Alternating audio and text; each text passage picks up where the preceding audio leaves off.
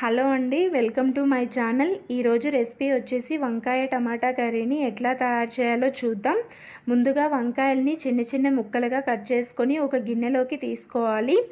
మనం కోసేటప్పుడే వంకాయలు నల్లగా అయిపోతాయి కదా, సో అందులోకి కొంచెం వాటర్ని అదేవిధంగా కొంచెం సాల్ట్ని తీసుకున్నట్లయితే ముక్కలంతా తెల్లగా అయిపోతాయి అన్నమాట.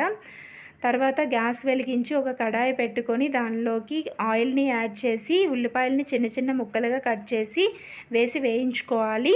తర్వాత అందులోకి ఒక 3 పచ్చిమిర్చి కొంచెం కరివేపాకును కూడా యాడ్ చేసి ఒక 5 మినిట్స్ వేయించుకున్న తర్వాత అందులోకి టమాటా ముక్కలను కూడా యాడ్ చేసుకోవాలండి. ఈ టమాటా ముక్కలు అనేవి ఒక 5 to 10 మినిట్స్ వరకు మగ్గించుకోవాలి. పైన మూత పెట్టినట్లయితే ఇంకా వేగంగా మగ్గిపోతాయి అన్నమాట. ఇట్లా 5 మినిట్స్ తర్వాత టమాటా ముక్కలు అనేవి మగ్గిపోయి ఆయిల్ అంతా పైకి తేలుతూ ఉంటుంది.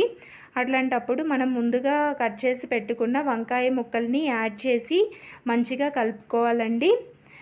ఇట్లా ఒకసారి కలుపుకున్న తర్వాత అందులోకి కొంచెం సాల్ట్ని అదేవిధంగా మనకి సరిపడేంత పసుపుని వేసి మరొకసారి కలుపుకోవాలి.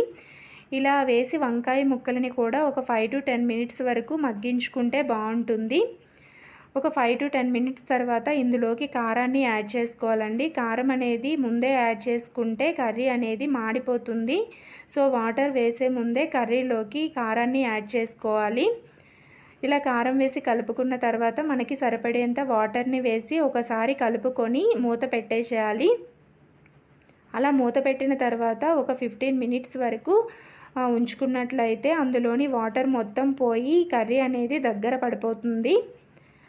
ఇలా ఒకసారి మూత తీసిన తర్వాత కలుపుకొని అందులోకి కొంచెం గరం మసాలాని అదేవిధంగా కొంచెం కొత్తిమీరని వేసినట్లయితే టేస్టీగా వంకాయ టమాటా కర్రీ అనేది రెడీ అయిపోతుందండి.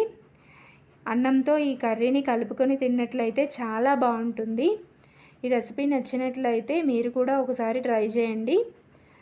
వీడియో నచ్చినట్లయితే లైక్ చేయండి, సబ్స్క్రైబ్ కూడా చేసుకోండి. Thank you for watching.